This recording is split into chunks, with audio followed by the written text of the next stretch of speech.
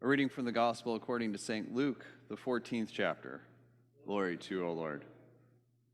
Now large crowds were traveling with Jesus, and he turned and said to them, "Whoever comes to me and does not hate father and mother, wife and children, brothers and sisters, yes, even life itself, cannot be my disciple. Whoever does not carry the cross and follow me cannot be my disciple. For which of you, intending to build a tower, does not first sit down and estimate the cost to see whether he has enough to complete it? Otherwise, when he has laid a foundation and is not able to finish, all who see it will begin to ridicule him, saying, 'This fellow began to build and was not able to finish.' Or what king goes out to wage war against another king and will not sit down first and consider whether he is able with 10,000 to oppose the one who comes against him with 20,000? If he cannot, then while the other is still far away, he sends a delegation and asks for the terms of peace. So therefore, none of you can become my disciple if you do not give up all your possessions." The Gospel of the Lord. Praise to you, O Christ. You may be seated.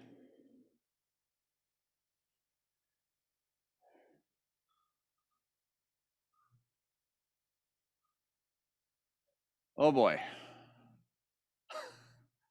right? So C.S. Lewis, the great theologian, right? This is a quote that he had. This is what he said: "I didn't go to religion to make me happy. I always knew a bottle of port would do that. If you want a religion to make you feel really comfortable, I certainly don't recommend Christianity."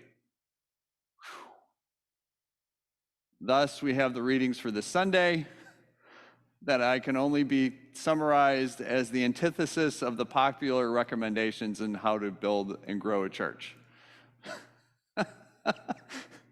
And I think there's a lot of good news in spite of what we heard, at least on the surface. I think there is a lot of good news in this. We just have to get past kind of the initial stuff that we get hit with, that it's like, ooh, man.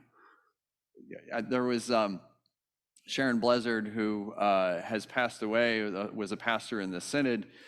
She has written lots of commentary on scriptures, and she, the Stewardship of Life Institute, continues to post her commentaries, and her commentary for this week from 3 years ago was titled, "Really, Jesus?" Which I think was really appropriate, right? So Deuteronomy, let's start with that, right? Deuteronomy makes it pretty clear. Obey or suffer the consequences. Wow, that's a great message, right? Good luck with that message. Good luck with that. That might work in some settings, but it doesn't sound like good news that sets us free. It sounds like a message of fire and brimstone. I mean, some people enjoy that. I don't. That's a message of compulsion, a message that is a message that can be abused by humans who want to control people, and oftentimes, take passages like that and do exactly like that far too often. But listen to the message itself. Go back to it again. It's a costly message.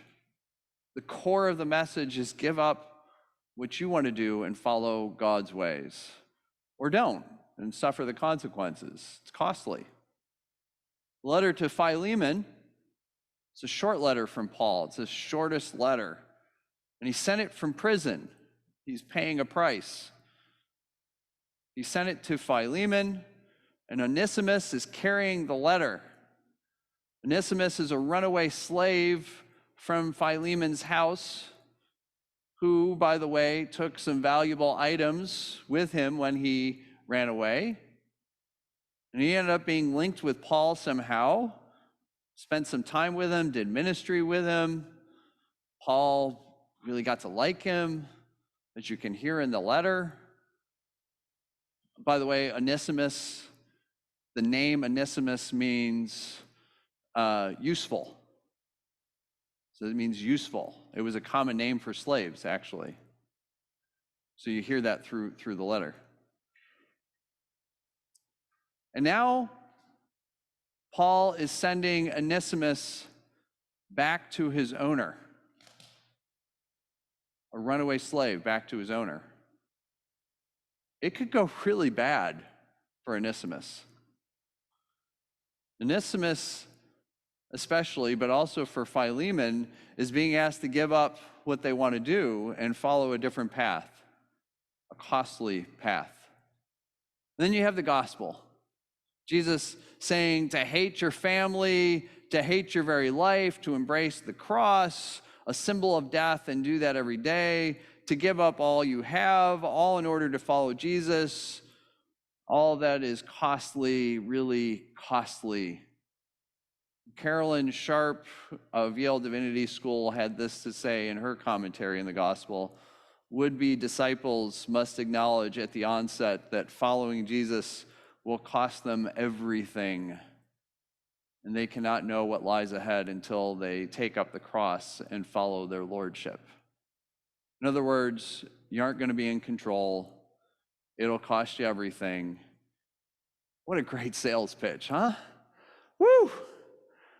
Boy, it's amazing the church is just not full, isn't it? Following Jesus costs us everything. Yay! It's wonderful, right? No wonder you get people to follow people like Joel Osteen. He's got a different message. It costs us our desire to be in control. People want to be in control. Following Jesus costs us our desire to be in control. It costs us our desire to know what's going to happen. We want to know what's going to happen. It costs us our relationships. It costs us our plans for the future. Ask anyone who's ever gone to seminary. It costs us money and our desire to have money. It costs us our possessions. Jesus said so. It costs us everything. All these things are secondary to following Jesus. Can't be said enough. Following Jesus is costly, which sounds crazy and foolish, doesn't it? Sounds crazy and foolish.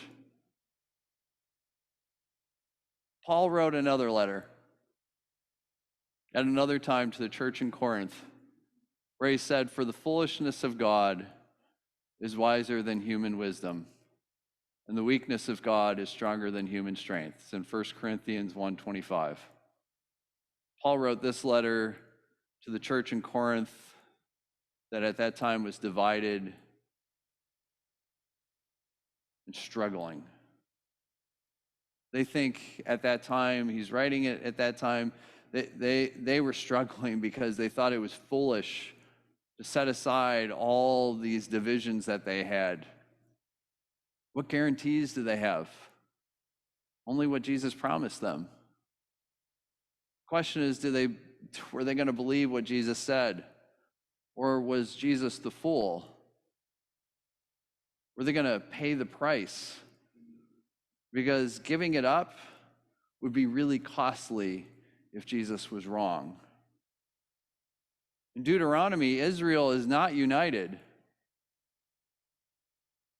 They've been whining and complaining for 40 years, wandering through the wilderness, fighting amongst themselves, fighting about nostalgia and going back to Egypt over and over and over again of how wonderful it was, forgetting about what it was like being slaves, forgetting about the false idols and the golden calves, fighting over food. Oh, the manna. Previous 2 chapters of Deuteronomy, right before what we read, they have Moses declaring curses and the cost of not listening to God, as well as the blessings promised by putting their own preferences aside to follow God. This is a constant battle in their lives and the lives of the nation. And really, what it's about is really simple. All these things that they are holding on to, that they're making more important than God, are really quite costly. they're costing something far greater by holding on to them. Paul's letter to Philemon is being sent to a house divided. Do they accept Onesimus back into the house? And on what terms? Do they punish him? Possibly kill him? I mean, he's a slave. They own him. It's within their right to kill him. He does not have any rights. He's not even human. He ran away, and on top of that, he took property with him. Onesimus costs Philemon's house greatly. They could make him pay. Or do they do as Paul says and welcome him back, not just welcome him back, but on top of it as more than a slave, but rather as a brother? Whew. Don't get me wrong here. There's problems with this passage. Big problems. Paul is sending an escaped slave back to his master, potentially to his death. All based on a hope that Philemon will do the right thing because Paul is asking him to. That's a lot of hope. That's a costly letter for Onesimus, who's carrying it in his hand. It's a costly way of following Paul's lead. It might cost Onesimus everything. Talk about pick up your cross to follow. But really, what's costing more? Getting revenge and instituting punishment, or never really living into the core of what you claim to believe? That's the costly question for Philemon. Onesimus, his costly question is pretty obvious. Philemon's, he's got this other question. In the gospel, there's a crowd. There's always a crowd in Luke's gospel. Throughout Luke, we hear about crowds continually following Jesus, always following Jesus, following Jesus, following Jesus, astounded by the miracles he's doing and the great works and his words and his teaching. I can almost see like they've got banners and they've got those phone fingers up. And wow, this is amazing. This is great, right? But are they truly following Jesus in his new way of living, or are they just amazed at the spectacle, like, hey, he's the entertainer in town? Watching doesn't cost much. Or does it? Living it costs everything. But really, isn't just passively watching Jesus in his way the more costly thing? It costs us a relationship with Jesus when all we do is watch. It costs us being transformed and living a transformed life when we don't pay the price and follow Jesus. It costs us truly knowing what it means to live into life, death, and resurrection. It's really costly.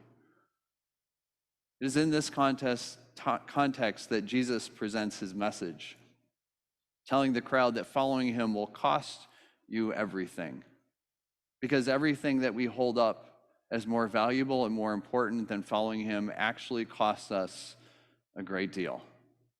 So the real question is this: why would anyone pay the price? Why would anyone put Jesus first above all else, above family, possessions, even life itself? Why would anyone willingly pick up the cross, the symbol that represents how we die to ourselves? Why would anyone pay this kind of price? That's the dangerous questions that we ask ourselves. In his book, The Cost of Discipleship, Dietrich Bonhoeffer, who we're probably all familiar with, wrote about cheap and costly grace, and he would live it. He paid the full price of discipleship. He knew all about it. Following Jesus cost him his life. Here's what he wrote, a few paragraphs about cheap and costly grace. Cheap grace is the deadly enemy of our church. We're fighting today for costly grace. Cheap grace means grace sold on the market like cheap Jack's wares. The sacraments, the forgiveness of sin, the consolation of religion are thrown away at cut prices. Grace is represented as the church's inexhaustible treasury from which she showers blessings with generous hands, without asking questions or fixing limits, without grace without price, grace without cost.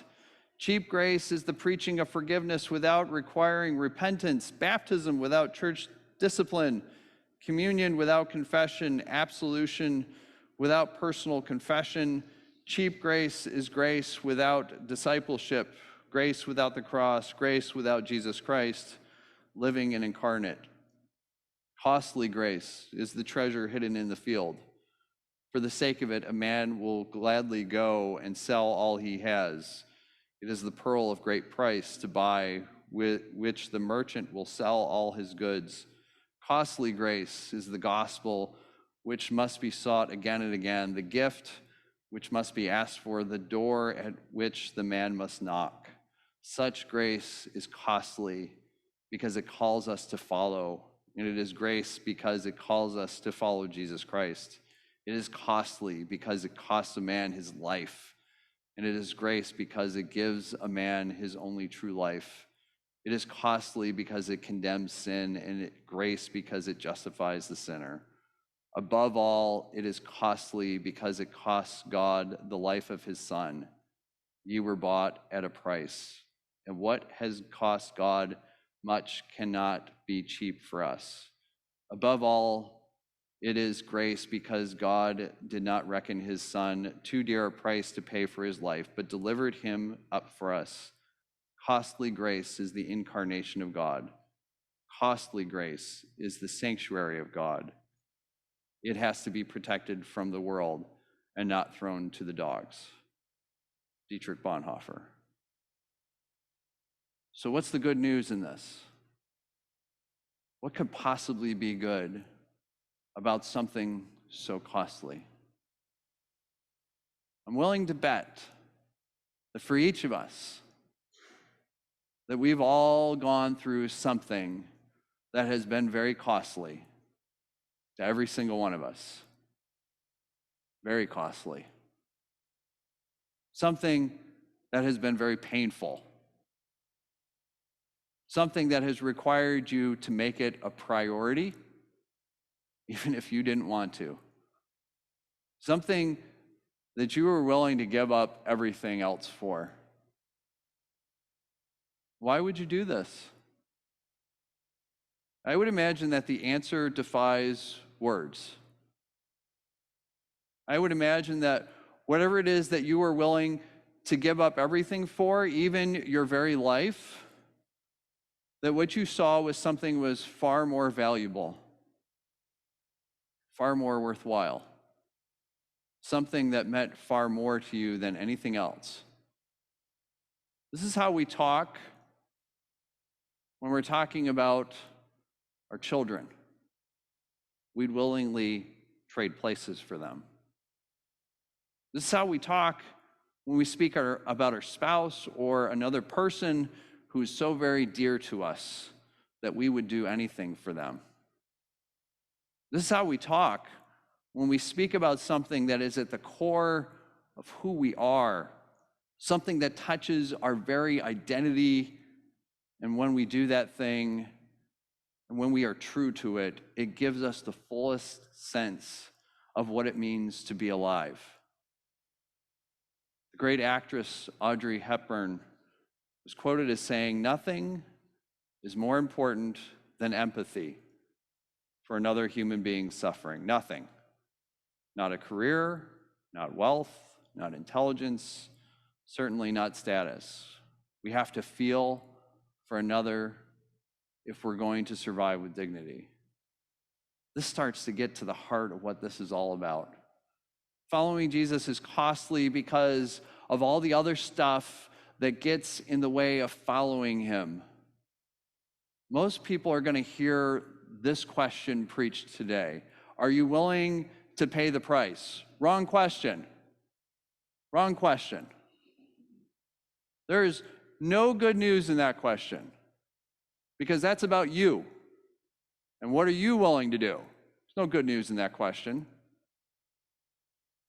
Reality is, we won't do it on our own. We don't have it in us. We can't make that choice. Far better questions are these. What has Jesus done to give up in order to show you what love is really about? Jesus is willing and has paid the price, and it's costly, and we've seen it.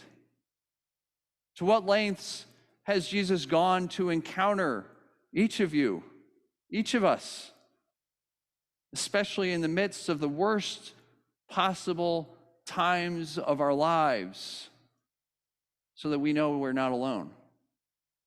Jesus has paid that price. It's costly. How far has Jesus been willing to forgive each one of us and mend our brokenness? Oh, that's costly. How far has Jesus reached out to each one of us and grabbed hold of us and pulled us into an embrace while we are pushing back and kicking and punching and just resisting and coming up with excuses for why we can't follow? That's really costly. And yet the price is worth it. Following Jesus is costly. Jesus knows this very well. He knows that we can't do it on our own. He doesn't expect us to do it on our own. It's too costly. And it's because of this cost that he does it for us. And then he does the unthinkable. He invites us to follow him and his costly way. Usually when something costs a great deal and is so valuable, it's hidden away and protected. Instead, Jesus gives it to us to know the cost firsthand, but more importantly, to know how transformative it is to follow him, because anything that is worthwhile and impactful comes with a cost. I think we all know this. He invites us to follow him in his costly way, to know what real love is and how costly it is. And because of that cost, it is amazing and beautiful. It's worth more than anything else. Following Jesus is costly. Read the stories of the martyrs. They knew the cost. Talk with people who have suffered actual persecution. They know the cost. Talk with anyone who has given it all. They know the cost. You know the cost. You know the worth of it too. And you wouldn't trade it for anything, because nothing is as valuable. It's not about if we have it in us to follow Jesus. It's seeing that Jesus has paid the price and invited us to follow him. And he's removing all those costly things that get in the way of following him. Because those things that get in the way are costing us a whole lot. They're costing us transformation. They're costing us the sight that allows us to see the image of God, neighbors and enemies. They're costing us life. They're costing us to be able to see the unfolding of the kingdom of God. They're costing us love. They're costing us life. And for Jesus, that's just far too costly for us to miss out on. Thanks be to God.